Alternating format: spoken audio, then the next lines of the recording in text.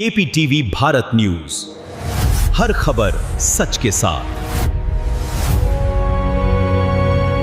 उत्तर प्रदेश के अमेठी से एक सनसनीखेज वारदात सामने आई है, जिसने कानून व्यवस्था और भू माफियाओं के बढ़ते आतंक पर बड़े सवाल खड़े कर दिए।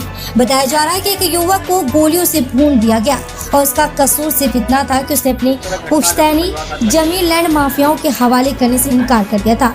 सूत्रों के मुताबिक लंबे समय से जमीन को लेकर दबाव बनाया जा रहा था। युवक पर कथित तौर पर जमीन बेचने और कब्जा छोड़ने का दबाव था, लेकिन जब उसने झुकने से मना कर दिया तो बदमाशों ने उसे निशाना बना दिया। दिन दहाड़े हुई इस गोलाबारी से इलाके में दहशत फैल गई। घटना के बाद स्थानीय लोगों में भारी आक्रोश और लोग प्रशासन पर सवाल उठा रहे। अब इस मामले में राजनीतिक रंग भी पकड़ गया है। विपक्ष ने सरकार पर तीखा हमला बोलते हुए पूछा कि जो सरकार खुद को सुशासन का प्रतीक बताती थी, आखिर वही सरकार आज भूमाफियाओं के सामने बेबस क्यों नजर आ रही। सवाल ये भी उठ रहे हैं कि क्या प्रदेश में माफियाओं का नेटवर्क इतना मजबूत हो चुका है कि आम आदमी अपनी ही जमीन बचाने की कीमत जान देकर चुका रहा है।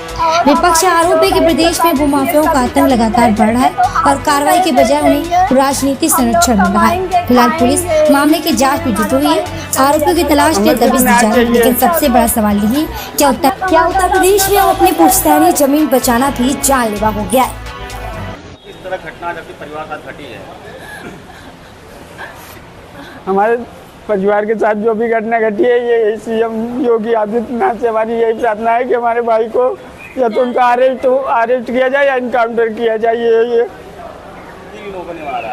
ये प्रधान श्रीकांत मिश्रा और उनके मौसी के लड़के सचिन।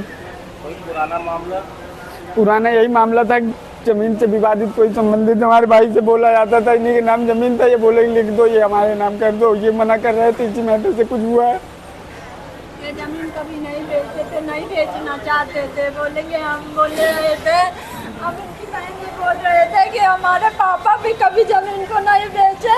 हमारी 2-4 बुआ को शादी किए और हमारी 2 बहन को शादी किए, कभी जमीन नहीं बेचे, तो आज भी नहीं बेचेंगे। हम लोग कमाएंगे खाएंगे, इसीलिए हमारा भाई रिश्ता लिया था। हमें सिर्फ न्याय चाहिए। अपना कमाता था, अपना खाता था।